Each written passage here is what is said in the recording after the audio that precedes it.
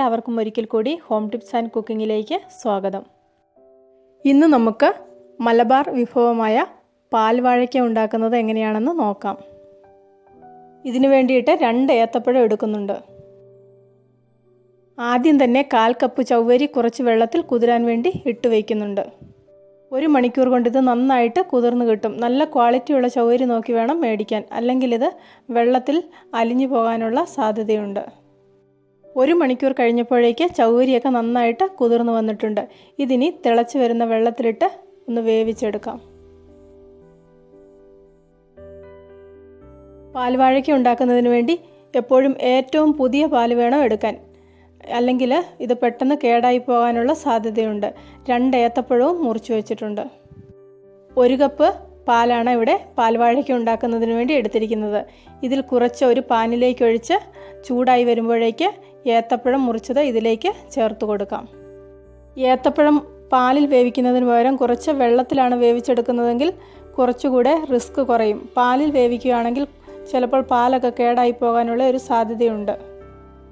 ഇതിനെ അടച്ചു വെച്ച് വേവിച്ചെടുക്കാം.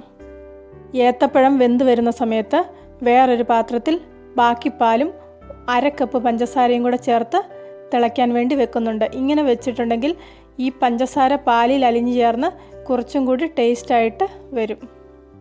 ഇനി ഇതിലേക്ക് ചേർക്കുന്നത് കുറച്ച് കാഷ്യൂനട്ടും കിസ്മിസും 3 ഏലക്കായുമാണ്.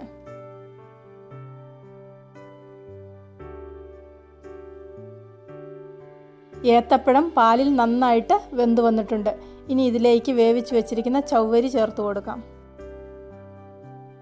ഇതിനി കട്ടയൊന്നുമില്ലാതെ നന്നായിട്ടൊന്ന് ഇളക്കി യോജിപ്പിച്ചെടുക്കാം. ഈ സമയം പാലിൽ പഞ്ചസാരയൊക്കെ ഉരുകി റെഡിയായി വന്നിട്ടുണ്ട്. ഇതും കൂടെ ഈ കൂട്ടിലേക്ക് ചേർത്ത് കൊടുക്കാം. 3 ഏലക്കായും കൂടെ ചതച്ച് ഇതിലേക്ക് ചേർത്തിട്ടുണ്ട്. ഒരു പാനിൽ കുറച്ച് നെയ്യൊഴിച്ച് അണ്ടിപ്പരിപ്പും കിസ്മിസും ഇതിലേക്ക് ചേർത്ത് കൊടുക്കാം. ഇത് പാലും പഞ്ചസാരയും ഏത്തപ്പഴവും ഏലക്കായും ഒക്കെ ചേർന്ന ഒരു വെറൈറ്റി ടേസ്റ്റാണ്. ഇതുപോലെ ഒരു പ്രാവശ്യം ചെയ്തു നോക്കണം. നിങ്ങൾക്കിതിൻ്റെ ടേസ്റ്റ് നന്നായിട്ട് ഇഷ്ടപ്പെടും.